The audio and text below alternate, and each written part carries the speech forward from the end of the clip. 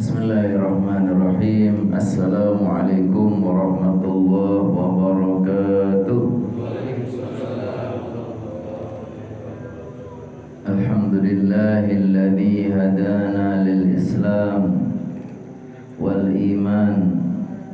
Alhamdulillahilladzi khassa ba'da ibadihi bit ta'ati wa ba'dahum bil 'isyan. أشهد أن لا إله إلا الله وحده لا شريك له شهادة نتناول بها الرحمة والغفران وأشهد أن محمدا عبده ورسوله أرسله بالهدى والفرقان اللهم صل وسلم وبارك وأنعم على من أنزل عليه القرآن سيدنا ومولانا محمد وعلى آله وأصحابه الذين يتمسكون بأشرف الأديان أما بعد يقول الله تعالى في كتابه الكريم وهو أصدق القائلين سبحانك لا علم لنا إلا ما علمتنا إنك أنت العليم الحكيم ويقول رب اشرح لي صدري ويسر لي أمري واحلل عقدة من لساني يفقه قولي اللهم إنا نسألك علما نافعا ورزقا طيبا وعملا متقبلا اللهم علمنا ما ينفعنا وانفعنا بما علمتنا وزدنا علما ينفعنا برحمتك يا أرحم الراحمين. حضرة المكرمين والمكرمات, seluruh jamaah salat subuh di Masjid Al-Kautsar, mudah-mudahan Allah senantiasa memuliakan, meridhai, mengampuni dan merahmati kita semua. Marilah sama-sama kita bersyukur kehadirat Allah Subhanahu wa taala yang limpahan rahmat dan nikmatnya selalu tercurah kepada kita semua, yang apabila kita mencoba menghitung nikmat Allah yang begitu banyak, tidak pernah kita akan mampu menghitungnya. Wa in ta'uddu ni'matallahi la tuhsuha. Allah Subhanahu wa taala berfirman, jika kalian mencoba menghitung nikmat-nikmat Allah, maka kalian tidak akan mampu menghitungnya. Di antara nikmat yang luar biasa yang Allah berikan kepada kita di pagi yang penuh berkah ini, nikmat untuk bersama-sama menyambut panggilan Allah Subhanahu wa taala di tengah lelapnya tidur, di tengah rasa penat. Begitu mendengar panggilan Allah, segera kita bergegas untuk bersama-sama menunaikan salat subuh. Mudah-mudahan langkah-langkah kita, hadir kita, Allah catat sebagai amal soleh kita, yang langkah satunya akan menjadi penghapus dosa-dosa kita, langkah yang lainnya akan menjadi pengangkat derajat kita di sisi Allah Subhanahu wa taala. Nikmat yang luar biasa juga adalah nikmat hadir di majelis, nikmat bertalabul ilmi, yang merupakan amalan yang sangat Allah cintai.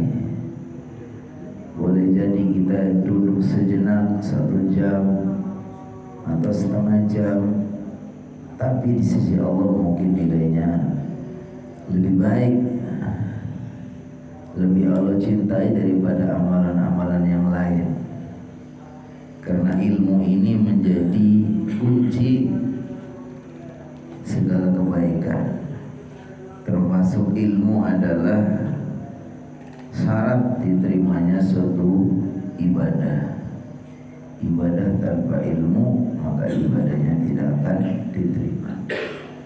Oleh karena itu bersyukurlah kita ketika mendapat kesempatan untuk hadir di majelis ilmu yang Rasulullah SAW gambarkan sebagai taman surga. Kenapa? Karena di dalam majelis ilmu ini hakikatnya kita, jiwa-jiwa kita itu menikmati keindahan-keindahan Al-Quran, keindahan hadisnya. Kita menikmati hidangan keimanan dari Allah SWT. Kita sedang mengkaji kitab Sirah An-Nabawiyah yang pekan atau yang bulan lalu sempat bolong karena saya pergi ke Ponorogo, jadi tidak hadir. Maka kita akan lanjutkan insyaallah ya.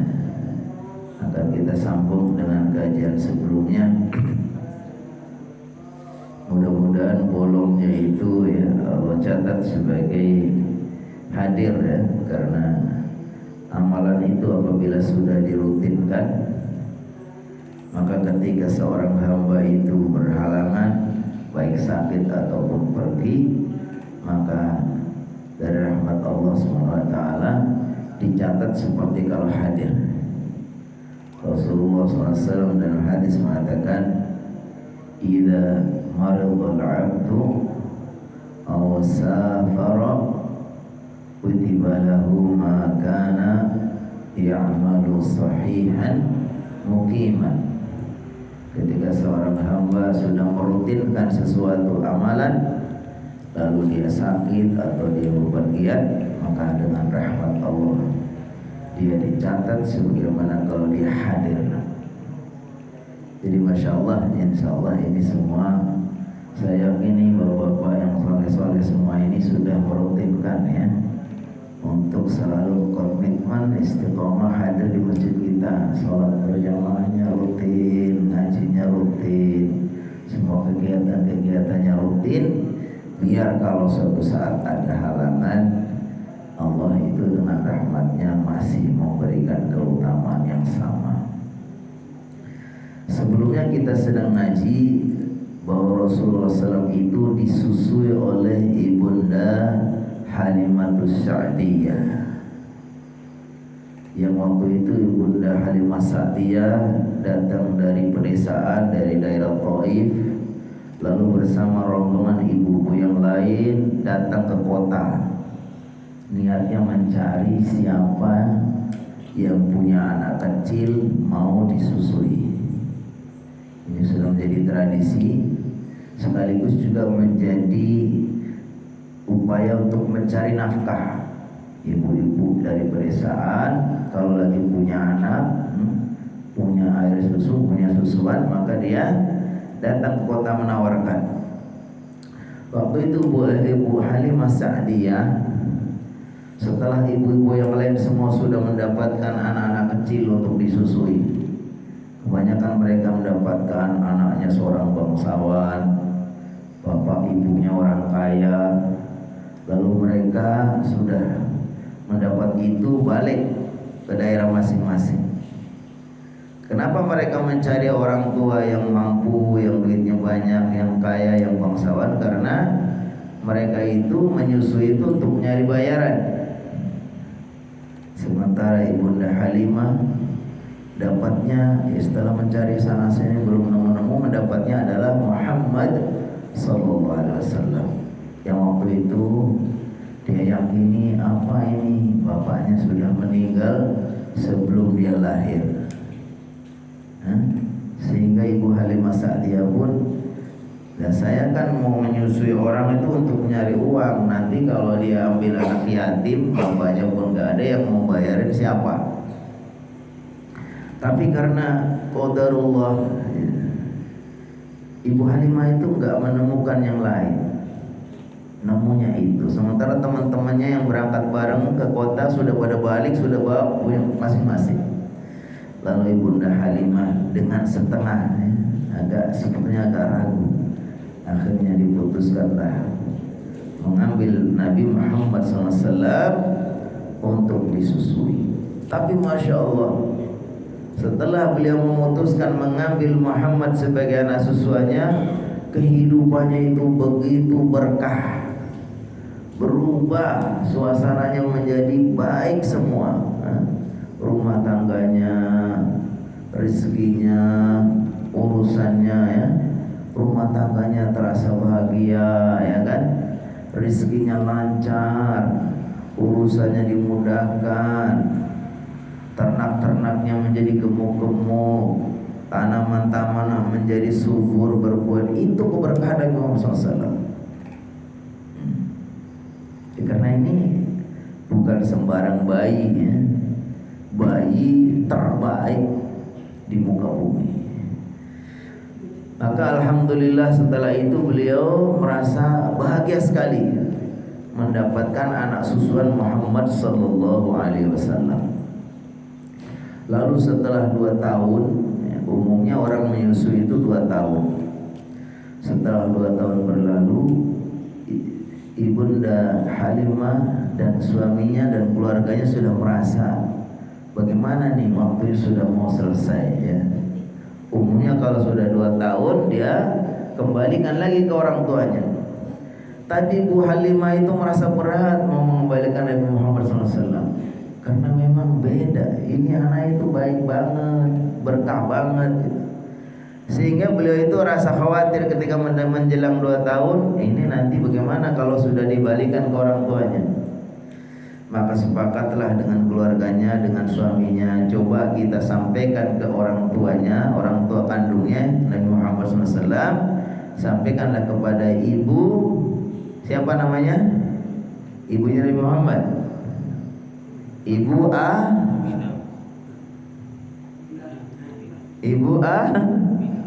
jangan ngantuk nih, udah ngantuk kayaknya. Nama ibu Nabi Muhammad namanya Ibu Aminah. Disampaikanlah kepada Ibu Aminah. Datanglah bapaknya, bapak susuannya, kemudian sama Ibu Halimah, dibawa Muhammad sampaikan, wahai Ibu Aminah, saya merasa senang sekali ini nyusuin anak ibu begini, ya. Alhamdulillah saya bisa merawatnya, menyusui dengan baik, ya.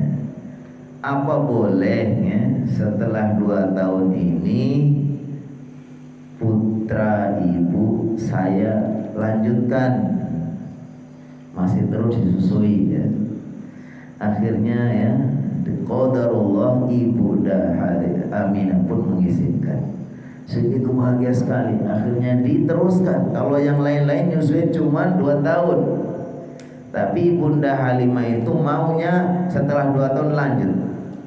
Nah, setelah terus menjadi putra asuhan atau putra susuan Ibunda Halimah, dalam peristiwa itu ada peristiwa namanya Sabu Sodrihi. Setelah beliau dibawa kembali lagi ke Taif, disusui sama Ibunda Halimah, sudah mulai besar. Dalam riwayat disebutkan sudah umur 4 tahunan.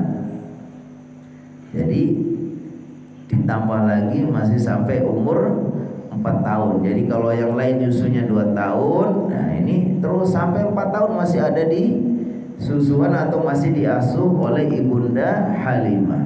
Nah, disebutkan ketika sudah mulai besar, ini ada 2 hadis yang menceritakan tentang peristiwa misterius, ya, peristiwa yang memang itu suatu kejadian yang luar biasa. Namanya peristiwa Syaqqu Sodri Nabi Muhammad SAW, yaitu Nabi Muhammad dibelah dadanya lalu dicuci hatinya. Ini peristiwa yang kalau zaman dulu mungkin, ya, aneh banget gitu.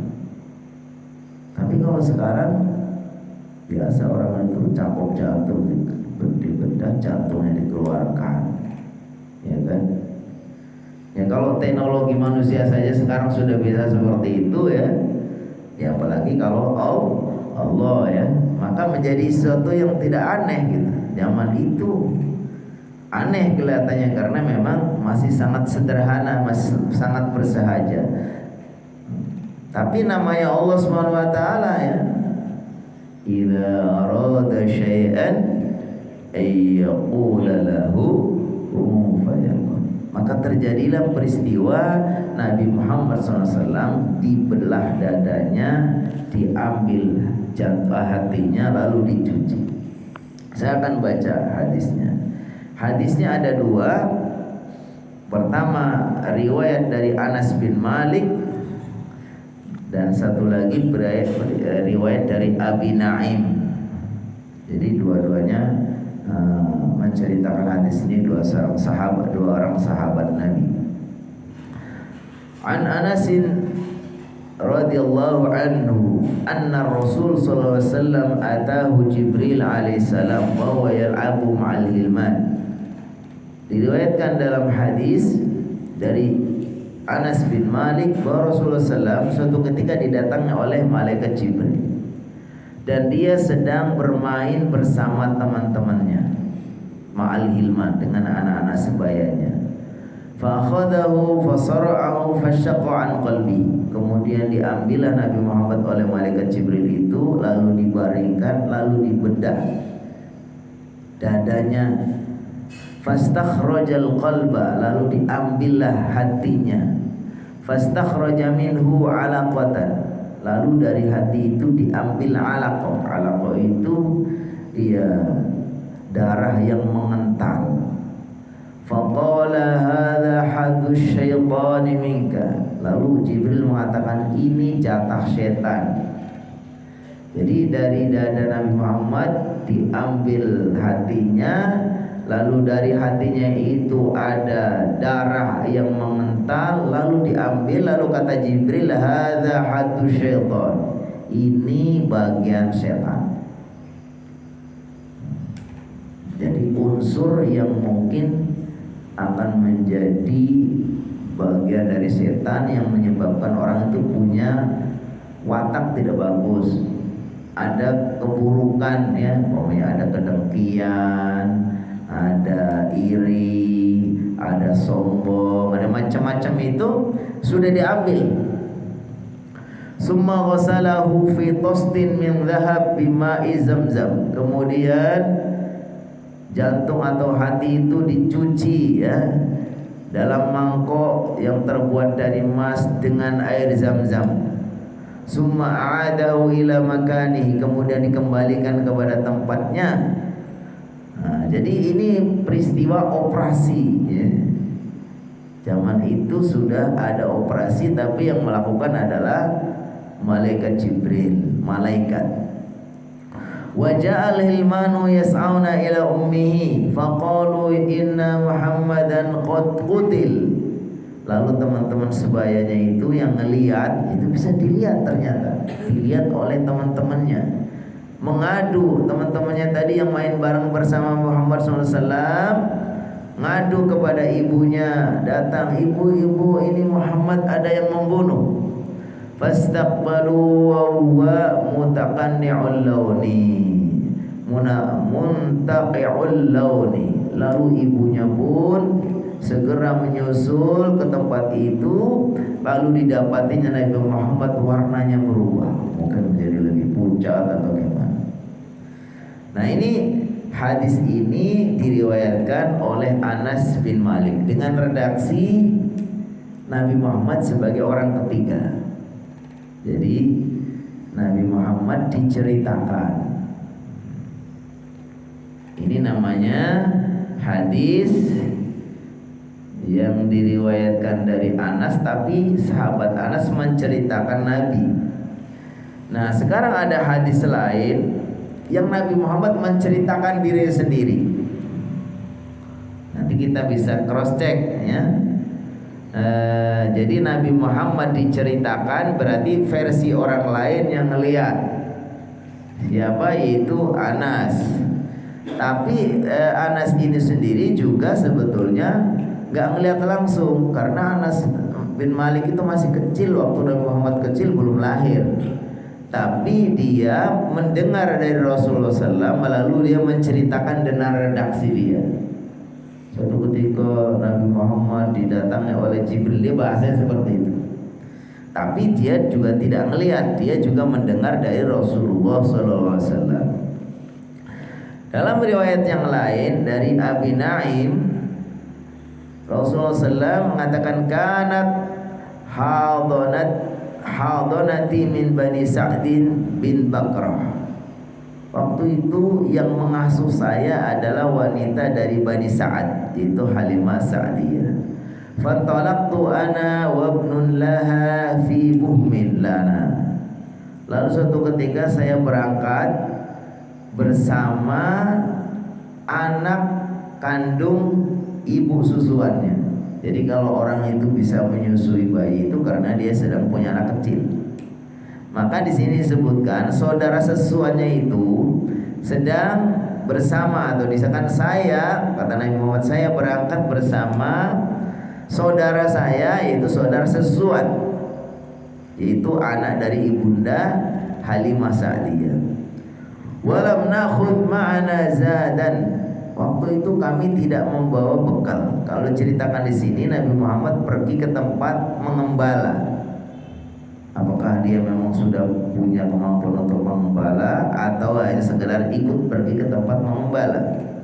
Tapi waktu itu karena Nabi Muhammad nggak bawa bekal, nggak bawa bahan makanan untuk di tempat mengembala itu, lalu dia bilang kepada saudaranya tadi, saudara sesuanya, ya akhi, idhab fa'tina bizatin min 'indi ummina. Ayo kamu balik dulu aja deh, kamu minta bekal ke ibu ya, nanti untuk kita makan di sana. Jadi awalnya berangkat berdua, lalu di perjalanan Nabi Muhammad minta supaya saudaranya itu balik aja ngambil bekal. Fattalaqa akhi, lalu saudaranya itu mengikuti apa yang menjadi perintahnya. Lalu dia saudaranya itu pergi pulang mau menemui ibunya untuk minta bekal. Wa makathu 'indal bumi. Lalu Nabi Muhammad nunggu di situ di dekat tempat mengembala. Fa aqbala ta'irani abyadani ka'annahuma nasrani. Lalu tiba-tiba ada dua ekor burung putih, seolah-olah dua burung itu burung yang besar. Nasrani itu, nasar itu burung besar. Ya, mungkin kalau sekarang burung Garuda, burung elang. Ada seolah jadi ada dua elang besar berwarna putih. Faqala ahaduhuma li sahibihi. Lalu dua elang itu kedengaran bercakap-cakap. Lalu yang satu bilang huwa, maksudnya yang ini dia, apakah dia si Muhammad itu? Faqala na'am. Maka yang satu jawab, ya itu dia Muhammad. Lalu setelah itu fa'aqbala yatabadarani. Kemudian dua burung itu segera mendekat kepada Nabi Muhammad SAW, lalu mengambilnya, kemudian lalu membaringkannya, kemudian mereka berdua kemudian membelah dada atau membelah perut kami. Fasyaqqa batni, maksudnya membelah dada kami. Summa astakhraja qalbi, kemudian dua-duanya itu berusaha untuk mengeluarkan hati kami. Fasyaqahu fa akhraja minhu 'alaqataini saudaini. Lalu kedua malaikat itu, kedua burung itu maksudnya malaikat itu adalah mengeluarkan dua darah atau dua darah yang hitam. Faqala ahaduhuma li sahibihi, kemudian salah satu bilang kepada temannya, itini bima isaljin, ambilkan air yang dingin. Lalu faghasala bihi jawfi, lalu yang satu minta diambilkan air, lalu dengan air itu kemudian membasuh atau mencuci jawfi, bagian rongganya. Summa qala itini bima'i bardin, lalu minta lagi dengan air yang dingin. Fa ghassala bi qalbi, satu, kemudian minta dibuat untuk minta diberi air untuk mensucikan hatinya.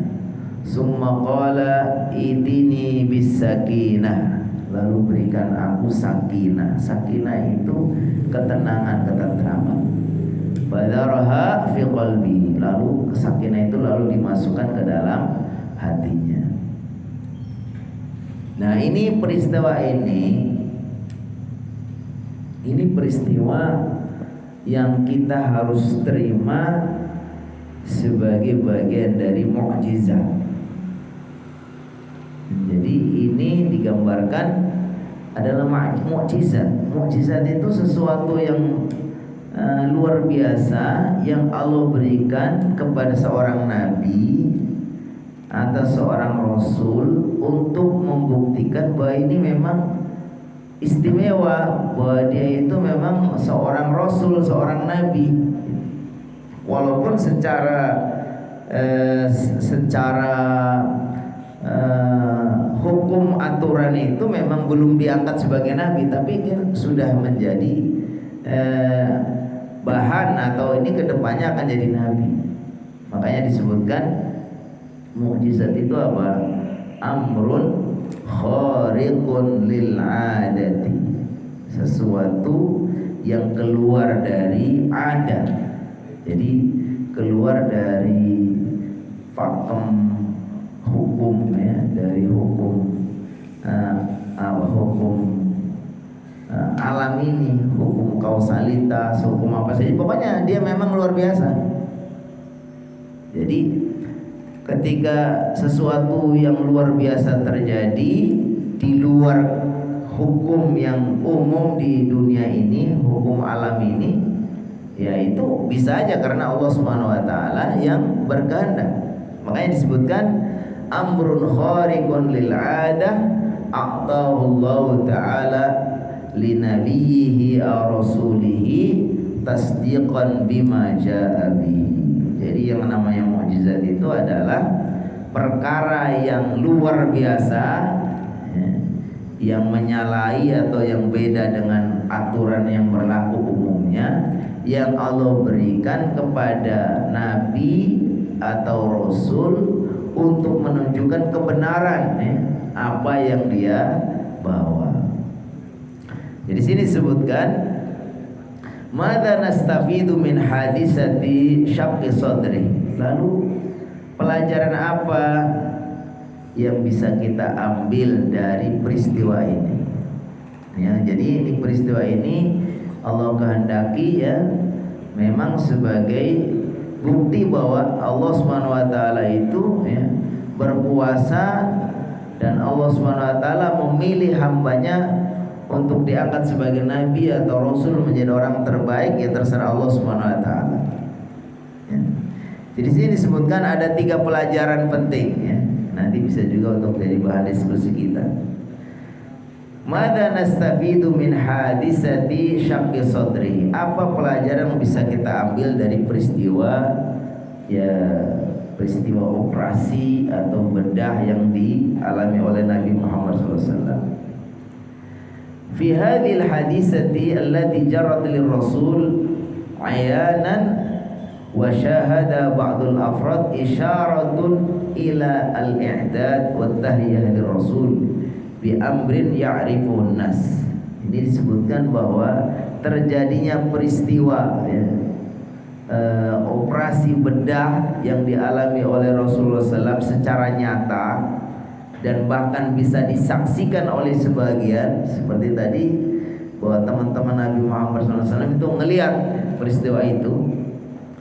Dikatakan di sini adalah isyarah ilal i'dad wa tahyiyah. Ini sebagai isyarat menunjukkan persiapan.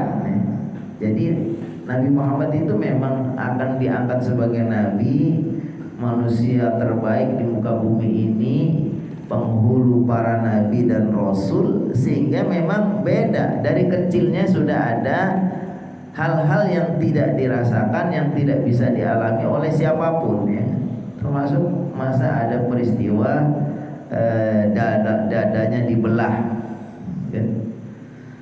Terus di sini disebutkan faqad ujriya lirrasul amaliyata tathhiri liqalbihi bi izalati tilkal alaqah as-sauda. Sungguh telah terjadi untuk Rasulullah SAW praktek pembersihan hatinya dengan menghilangkan tadi darah yang mengental yang hitam. Summa ghasala al-qalba bima'i zamzam. Summa ghusila al-qalbu bima'i zamzam. Lalu hatinya dicuci dengan air zamzam. Fahuwa tathhirun ma'nawiyyun akhadha syakla al-hissi al-madi alladhi yattali'u alaihi an-nasu wa yarawna. Ini sebetulnya proses pembersihan secara maknawi. Jadi ini bukan pembersihan yang kayak mau kita membersihkan badan, pakaian, bukan. Tapi ini disebutkan apa? Ini proses pembersihan secara maknawi, tapi ditempatkan di tempat yang nyata. Jadi istilahnya itu bisa dilihat secara disimbolkan bahwa memang prakteknya ini sebetulnya pembersihan secara maknawi. Artinya yang dibersihkan itu adalah hati. Hatinya bukan hati secara fisik ya, tapi hati secara maknawi. Dari kotoran-kotoran yang sifatnya maknawi kayak rasa dengki, sombong, benci, iri dan seterusnya. Tapi di sini dia itu dibentuk, divisualisasikan dalam bentuk nyata. Supaya apa? Supaya bisa diketahui dan dipahami oleh orang. Jadi kira-kira gini loh, peristiwa ini sebenarnya peristiwa maknawi, artinya sesuatu yang batin. Malaikat melakukan operasi, yang dioperasi adalah hatinya, dibersihkan dari unsur-unsur yang menjadi bagian syaitan. Sebenarnya itu ada proses maknawi yang sebetulnya tidak bisa dilihat asalnya, tapi dia dalam bentuk nyata. Supaya apa? Supaya menggambarkan bahwa bentuk nyata ini bisa ditangkap dan dipahami oleh orang. Oh, ini Muhammad ini memang orang yang khusus. Bayinya saja itu sangat istimewa, sudah dijaga sama Allah, masih kecil sudah dirawat. Unsur-unsur yang tidak baik dalam hatinya itu sudah diambil. Makanya apa? Ya, orang itu kan tergantung hatinya. Kata Rasulullah SAW dalam hadis, ala inna fil jasadi mudghatan idza saluhat salahal jasadu kullu wa idza fasadat fasadal jasadu kullu ala wahyal qalbu. Kata Rasulullah SAW bahwa dalam diri manusia itu ada segumpal darah atau segumpal daging, yang apabila segumpal daging itu baik, maka baiklah seluruh tubuh itu. Apabila buruk, maka buruklah seluruh tubuh itu. Kata Rasulullah SAW, apa segumpal darah itu? Yaitu hati. Nabi Muhammad karena ini akan menjadi orang yang terbaik, akan diberi misi untuk menyampaikan Islam yang penuh rahmatan lil alamin ini, dari kecil sudah disiapkan sedemikian rupa. Dari unsur-unsur yang akan menjadi jatah setan, bagian setan yang akan menyebabkan nanti orang jadi irian, sombongan, tegaan dan sebagainya sudah diambil. Sehingga nggak ada lagi dalam diri Nabi Muhammad kecuali kebaikan. Bahkan Nabi Muhammad itu dididik langsung sama Allah. Makanya kata Rasulullah SAW, "Adabani Rabbi fa ahsana ta'dibi." Tuhanku sudah mendidikku dengan sebaik-baiknya pendidikan. Jadi Nabi Muhammad SAW dari unsur-unsur yang buruk sudah dihilangkan, sudah dibersihkan, lalu langsung dididik sama Allah Subhanahu Wa Taala. Kenapa? Karena Nabi Muhammad itu akan menjadi orang terbaik yang Allah hadiahkan untuk kemanusiaan. Dalam hadis lain kata Rasulullah SAW, ayyuhan nas innama ana rahmatun muhdah. Wahai manusia, saya ini adalah rahmat Allah yang dihadiahkan. Jadi disebutkan hikmah yang pertama kita ambil adalah ini memang proses pensucian secara batin, tapi Allah tunjukkan bisa dilihat agar itu menjadi isyarat kita bahwa Nabi Muhammad itu beda loh dengan anak-anak pada umumnya ya. Dulu kan pernah heboh ini, ada seorang penceramah mengatakan, ya Nabi Muhammad ya sama dengan orang lain, kecilnya bandel, pernah nyuri jambu katanya. Ya Allah, ini nggak paham. Nabi Muhammad nggak bisa begitu. Nabi Muhammad itu memang dari, bahkan ini cara turun temurun dari nasabnya itu terus itu terjaga. Dengan aba'u khairil khalqi hum ala rutab abuhu Abdullah ibn Abdul Muttalib, terus sampai terakhir sampai Adnan. Itu jumlahnya waktu itu 21 ya, 21, 22, 21. Jadi ini proses pensucian secara maknawi, tapi diwujudkan dalam bentuk nyata agar menjadi pelajaran ya, bahwa Nabi Muhammad itu memang orang khusus yang Allah perlakukan secara khusus karena dia akan menjadi seorang yang terbaik, akan menjadi khatamul anbiya. Di sini saya baca, likai yatahaqqaq al-ittila'un nas wa ma'rifatum bitamayuzim anhu, agar orang-orang tahu bahwa Nabi Muhammad itu memang beda. Wa innama kana dzalika 'idhaman, semua itu ada dalam rangka untuk mengagungkan lima sayulqa alaihi, apa-apa yang akan Allah berikan kepadanya, karena dia akan membawa risalah Islam yang dikatakan wa ma arsalnaka illa rahmatan lil alamin, tidaklah kami mengutus engkau wahai Muhammad kecuali agar menjadi rahmat. Jadi para ahli mengatakan ketika ada nafi itu apa? Negatif, kalimat negatif, lalu disusuli dengan istisna, perkecualian, itu menunjukkan faidah hasar. Kalau dalam bahasa Arab itu wa ma arsalnaka, ini namanya nafi, tidaklah saya mengutus engkau wahai Muhammad illa, ini namanya istisna. Kalau ada nafi disusuli istisna itu berfaidah hasar, menunjukkan hanya sebetulnya inti dari ajaran Islam ini, Nabi Muhammad SAW itu tidak diutus melalui sebetulnya kecuali hanya sebagai rahmat. Jadi datangnya Islam itu sebagai rahmat. Poin yang kedua, ada 3 pelajaran. Poin yang kedua, fi hadhil hadisah isyaratun ila ismatir rasul mundu suhrihi. Ini yang saya tadi sampaikan. Kejadian ini atau peristiwa ini isyarat bahwa Nabi Muhammad atau Rasulullah SAW itu terpelihara, terjaga, ismah mundu suhri, dari sejak kecilnya. Jadi jangan samakan dengan anak-anak kecil yang lain, salah itu. Faqad uzila minhu hadus syaitan, sungguh telah diambil atau dihilangkan dari dirinya bagian syaitan. Wa huwa la yazalu tiflan, padahal waktu itu masih kecil.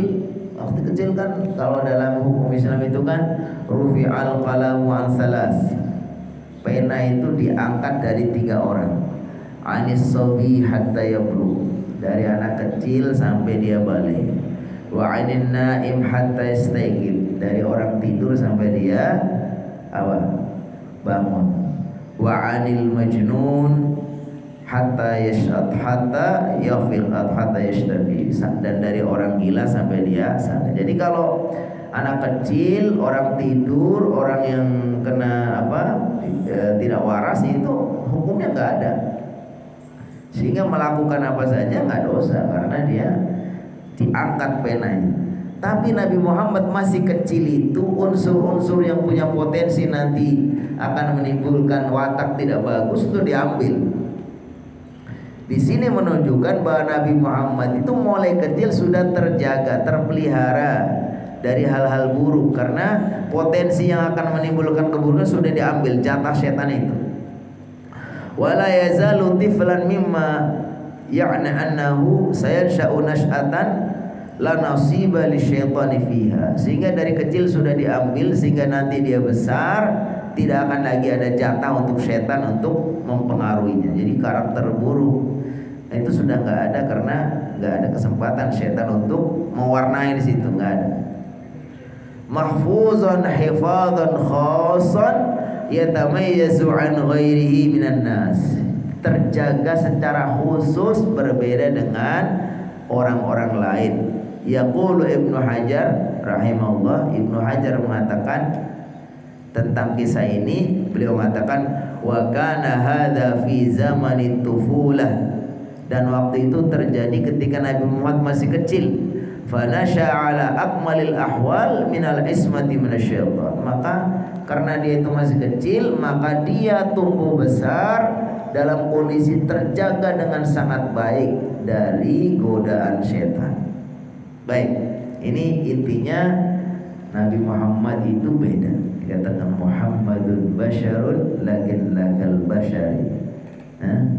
Nabi Muhammad manusia memang. Lain kata Allah SWT, qul innama ana basyarun mithlukum, katakanlah ya Muhammad, sungguhnya saya itu juga sama dengan kalian. Maksudnya sama-sama manusia, unsur kemanusiaan sama ya, punya bapak, punya ibu ya, punya sifat-sifat kemanusiaan ya yang umum. Tapi beda. Innama ana basyarun mithlukum yuha ilayya. Tapi bedanya kalau Muhammad itu diberi wahyu, karena dia akan menjadi nabi, menjadi rasul, maka tentu beda. Poin yang ketiga, fi hadisati syaqqis sadri darsun fi hududil aqli. Ini pelajaran terkait dengan penggunaan akal. Orang liberal yang mendewa-dewakan akal, yang semua itu harus masuk akal menurut logika dia. Kalau nggak bisa diterima akal, maka dia tidak percaya, ya kan? Baik ayat maupun hadis, kalau menurut dia nggak bisa diterima menurut akal, kemudian ditolak. Persoalannya kalau ukuran kebenaran itu dari akal, sekarang mau pakai akal siapa? Karena setiap orang itu punya kemampuan berpikir yang beda-beda, punya latar belakang beda-beda, pendidikan yang beda-beda. Jadi kalau dikembalikan kepada akal, maka standar itu akan kacau. Maka tidak benar orang mau menentukan kebenaran itu memang standarnya bukan akal, tapi wahyu. Wahyu itu adalah kebenaran dari Allah SWT berupa ayat atau berupa hadis, karena hadis itu adalah kata-kata Rasulullah SAW yang katakan wa ma yantiqu 'anil hawa in huwa illa wahyun yuha. Nabi Muhammad itu tidak omong asal bunyi, tetapi omongan Nabi Muhammad itu adalah wahyu. Jadi kebenaran itu standarnya harusnya wahyu. Kalau jelas ayatnya benar, hadisnya sahih, walaupun akalnya itu belum bisa srek, belum bisa nerima, harus tunduk. Akal harus tunduk, nggak boleh dibalik. Akalnya yang harus menang. Akhirnya ayatnya dianulir, hadisnya dianulir. Ini mengatakan udah nggak relevan lagi ayatnya ini, kan itu salah ya. Di sini disebutkan ini adalah peristiwa ini adalah sekaligus pelajaran untuk bagaimana batas kemampuan akal untuk mencerna. Kalau zaman sekarang pun sebenarnya sudah logis. Kalau zaman sekarang sudah logis. Kalau diceritakan zaman sekarang, ya begitulah. Teknologi manusia saja itu mudah sekali, kita bisa. Orang melakukan cakok jantung dan sebagainya, operasi jantung bisa diambil. Tapi kalau diceritakan dulu waktu teknologi masih sangat bersahaja, orang nggak terima. Nggak akan bisa terima. Tapi ini justru ujian, sama dengan ujian ketika Nabi Muhammad bercerita tentang Isra dan Mi'raj. Subhanalladzi asra bi'abdihi lailan minal masjidil haram ilal masjidil aqsa alladzi barakna hawlahu linuriyahu min ayatina innahu was-sami'ul basir. Kata Allah, Maha suci Allah yang telah memperjalankan hambanya. Ya, waktu itu bagaimana perjalanan dari Masjidil Haram lalu ke Masjidil Aqsa, ya, Masjidil Haram di Mekah ke Masjidil Aqsa di Palestina, lalu naik ke langit 1, 2 sampai langit 7, dari sholat 5 waktu terus turun lagi, balik lagi ke Mekah, cerita bahwa Nabi Muhammad habis datang dari Masjid Palestina. Orang tak akan percaya sama sekali. Semua orang ragu waktu itu kecuali Abu Bakar. Ketika orang-orang mengadu kepada Abu Bakar, wahai Abu Bakar nih temanmu semakin ngaco aja. Apa saya bilang kan? Udah gila itu. Masa satu malam bisa berjalan dari Mekah ke Palestina, naik langit 7, Sidratul Muntaha, balik lagi. Sudah ada lagi pagi di sini kan? Tapi kata Abu Bakar, "Lau kana Muhammad qal lakana." Kalau itu yang mengatakan Nabi Muhammad pasti benar. Nah, karena ini apa? Bukan konsumsi akal. Ya kalau Allah yang berkehendak mudah sekali bagi Allah. Idza arada syai'an ay yaqula lahu kun fayakun. Karena yang Nabi Muhammad itu ya bukan dia yang jalan sendiri ya. Kalau Pak Kiai Haji Jainuddin MZ itu menceritakan tentang Isra Mi'raj itu dulu yang menarik juga, sehingga bisa lebih mendekati, bisa diterima apa? Kalau ada seekor semut cerita kepada temannya bahwa saya semalam dari Jakarta keliling ya, semutnya nggak akan percaya. Bagaimana semut jalannya begitu mas ya kan? Tapi ketika semut itu ternyata ada di kantong manusia jalan-jalan naik mobil, bisa aja itu kan. Seperti itu. Jadi di dunia dimensinya beda, sama-sama makhluk aja semut dengan manusia itu beda. Apalagi kalau kita bicara tentang Allah ya sebagai pencipta. Saya akan baca lanjutannya. Fi kulli ma yaridu minasyar'i Qur'anan kana aw sunnatan nabawiyyah thabitah fadaruna huwa at-taslim lahu duna ta'arrud li hadzal nas. Dalam banyak hal ketika syariat itu datang, baik itu Quran atau hadis ya, maka hendaknya kita ini at-taslim, kita ini ya harus berserah diri kepada Allah Subhanahu wa taala.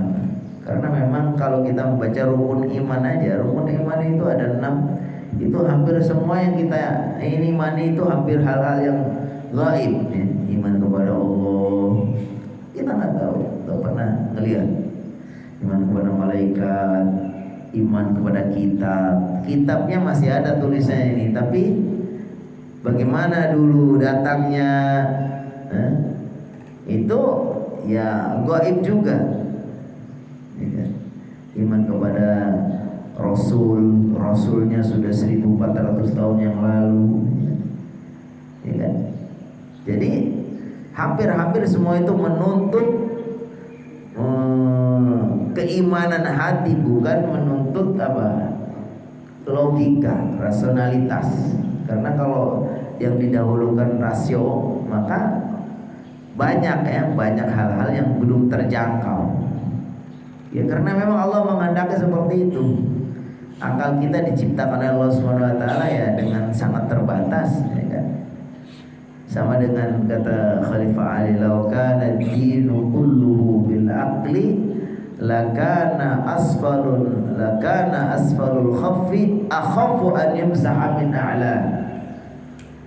Ketika sahabatnya mengatakan seandainya agama ini mesti harus dipahami secara logika, maka sebetulnya bagian bawah dari sepatu itu lebih berhak untuk diusap daripada bagian atasnya, kata sahabat Ali. "Lau kana dinu bil aqli lakana asfalul khawfi ahaqqu an yumsaha min a'la."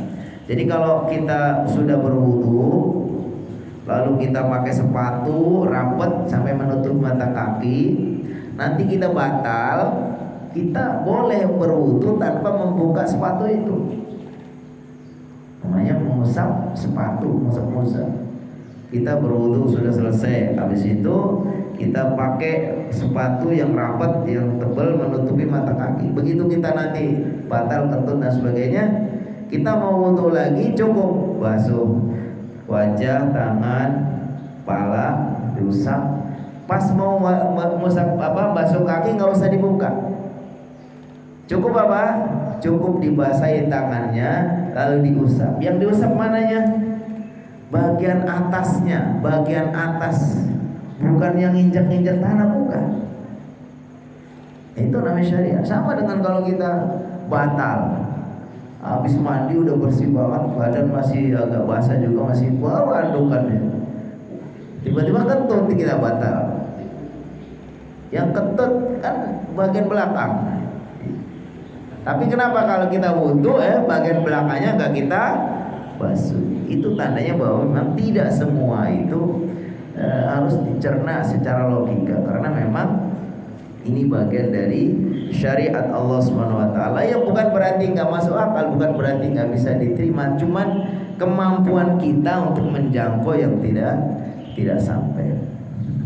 Makanya disebutkan di sini kalau hal-hal yang seperti ini kita harus taslim. Taslim itu berserah kepada Allah Subhanahu wa taala, bahwa yang namanya peristiwa di bedahnya dada Nabi Muhammad, di semua itu adalah peristiwa yang namanya mukjizat.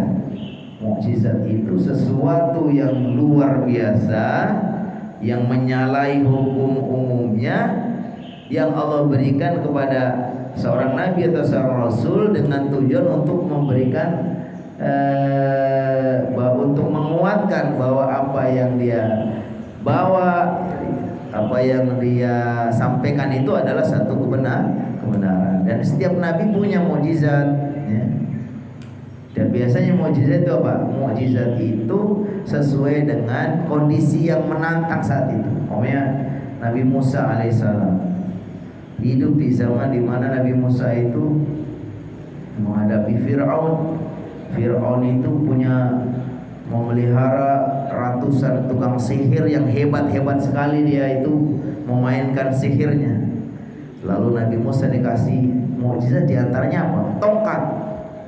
Dimana dengan tongkat itu seluruh penyihir-penyihirnya Fir'aun dikalahkan semua, ya kan? Lalu Nabi Isa hidup di zaman orang yang sangat mendewa-dewakan, orang bisa mengobati orang sakit. Nabi Isa diberikan mukjizat, dia bisa menghidupkan orang mati, dia bisa mengobati penyakit, orang buta bisa sampai sembuh, ya kan? Lalu Nabi Muhammad mukjizatnya banyak sekali. Nabi Muhammad mukjizatnya itu banyak sekali, dan mukjizat yang sampai sekarang masih ada adalah Al-Qur'an. Ya, karena kondisinya waktu itu Al-Qur'an itu sangat ilmiah loh. Orang mau berhebat-hebat tentang bagaimana sains dan seterusnya sampai sekarang. Jadi bukan hanya dulu 1400 tahun yang lalu, 1400 tahun yang lalu, sampai sekarang ini Al-Qur'an itu ternyata itu mukjizat, ya, yang sekarang sudah dirasakan, ya, ternyata sangat ilmiah, sangat saintis, ya. Orang-orang yang sekarang sudah canggih-canggih pun masih ternyata itu kalah sama Al-Qur'an, gak bisa dilawan Al-Qur'an. Jadi sekali lagi peristiwa di bedahnya dada Nabi Muhammad SAW itu bagian dari mukjizat yang hikmahnya adalah satu, menunjukkan bahwa Nabi Muhammad itu memang seorang yang dipersiapkan untuk menjadi seorang nabi. Yang kedua adalah bahwa Nabi Muhammad itu sejak kecil memang sudah terpelihara, nggak sama dengan yang lain. Yang ketiga ini adalah juga ujian bagi akal kita, logika kita, supaya kita ini jangan mendewa-dewakan akal. Karena akal manusia itu Masya Allah, ya, Allah ciptakan hanya segitu. Dan kalau Allah berkehendak, ini orang udah pinter banget itu, ada saraf otaknya sedikit, ada yang konslet, udah selesai. Belum lama ini saya ketika berkunjung ke Hermina, teman saya setiap hari akrab dengan saya, makan bareng beliau. Begitu saya datang, lupa nama sama saya, gak kenal. Coba, itulah akal. Jadi kita gak bisa menyombongkan sama sekali, ya, karena kita udah pintar, belajar sampai luar biasa, IQ-nya tinggi, prestasi akademiknya luar biasa, titelnya banyak. Nah, begitu mudahnya Allah berkehendak, satu sarafnya digeser sedikit aja udah lupa semua. Orang-orang setru kan begitu. Banyak. Jadi Masya Allah, ya, kita ambil pelajaran bahwa peristiwa-peristiwa yang sifatnya itu memang keimanan, ya kita sikapi, kita terima dengan hati, dengan iman, bukan dengan akal pikiran. Baik, itu barangkali yang bisa kita kaji ya. Insyaallah pada pertemuan berikutnya bisa kita lanjutkan dengan tema yang lain ya, secara berurut. Mudah-mudahan bermanfaat untuk kita semua. Bila ada yang mau menyampaikan, dipersilakan. Kalau sudah pada pintar semua, pas juga, monggo gitu. Pintar semua, alhamdulillah. Ada yang bertanya? Oh ada. Silakan Ustaz Agus, Pak Agus. Waalaikumsalam warahmatullahi wabarakatuh. Puasa ya, menjaga hati siapapun, membolak-balik hati siapapun. Kira-kira Allah kenapa membedah dan membersihkan hati Nabi secara fisik? Kira-kira apa yang Allah ingin kita pelajari dari tindakan tersebut? Terima kasih. Baik, hakikatnya apa yang dimaui Allah Subhanahu wa taala ya, tidak ada yang tahu kecuali Allah. Allah wa rasuluhu a'lam. Hakikatnya. Karena segala sesuatu dikatakan idza arada syai'an ay yaqula lahu kun fayakun. Allah itu ketika menghendaki sesuatu begitu mudahnya. Atau ayat lain katakan la yus'alu amma yaf'alu wa hum yus'alun. La yus'alu, Allah tidak ada yang menanyakan amma yaf'alu, tentang apa yang dikerjakan.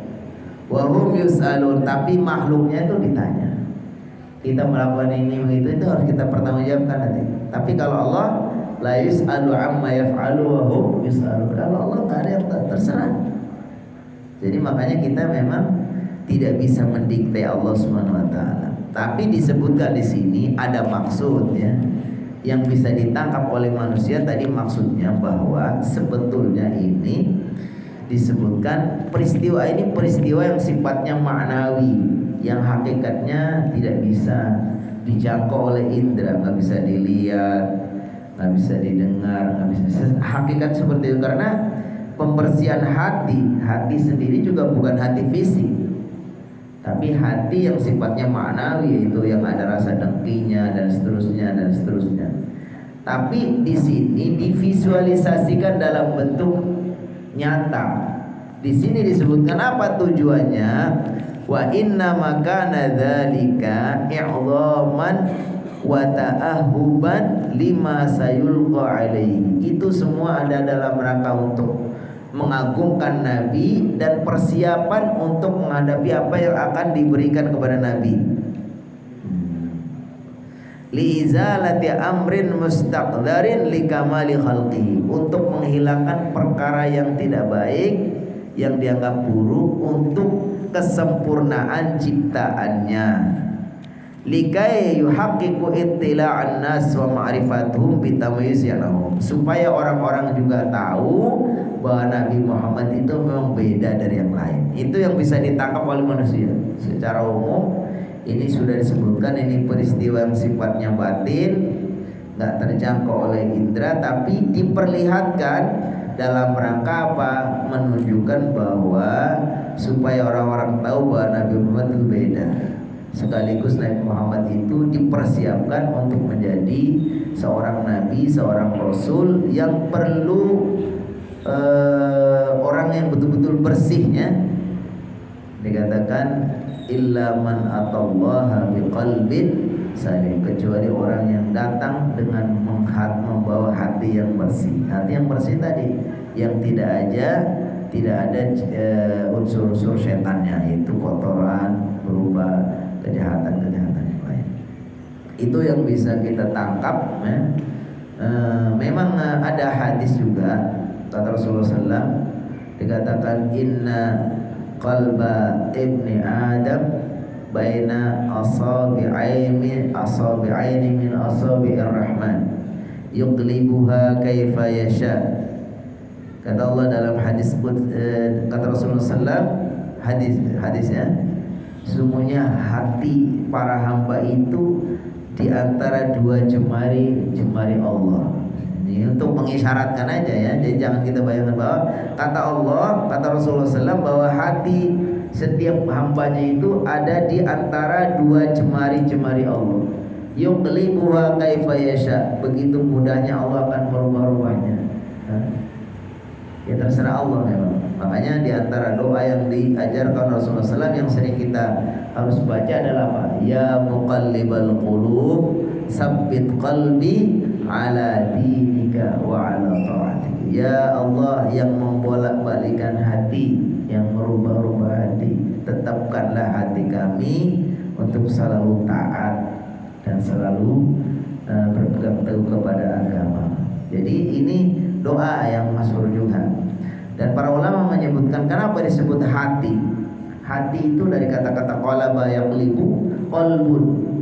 Dikatakan masumiyal qalbu illa likasrati taqallubi. Hati ini kenapa disebut hati? Melainkan karena dia banyak berubah-ubah. Sekarang begini, nanti begitu dan seterusnya. Makanya tidak ada yang bisa kecuali harus minta perlindungan kepada Allah supaya hati kita dijaga, istiqomah di dalam Islam, dalam iman, dalam kebaikan. Wallahu a'lam bishawab. Mudah-mudahan bisa diterima ya. Insyaallah nanti bisa kita kaji ulang, kita bisa tanyakan lagi kepada yang lebih ahli. Wallahu a'lam bishawab. Cukup ya? Cukup? Baik, kalau sudah cukup marilah kita sempurnakan dengan berdoa kepada Allah SWT. Mudah-mudahan Allah senantiasa memberkahi kita, memberikan ilmu yang bermanfaat, ilmu-ilmu yang kita pelajari menambah kedekatan kita kepada Allah SWT dan menjadi keberkahan untuk kita semua. Amin amin ya rabbal alamin. Alhamdulillahirabbil alamin hamdan yuwafi ni'amahu wa yukafi'u mazidah. Ya rabbana lakal hamdu kama yanbaghi li jalali wajhika wa 'azimi sultanik. Allahumma shalli wa sallim wa barik ala sayyidina Muhammad. Allahumma ighfir lana dhunubana wa liwalidina warhamna warhamhum kama rabbawna shighara. Allahumma ighfir lil mu'minin wal mu'minat wal muslimin wal muslimat al ahya'i minhum wal amwat.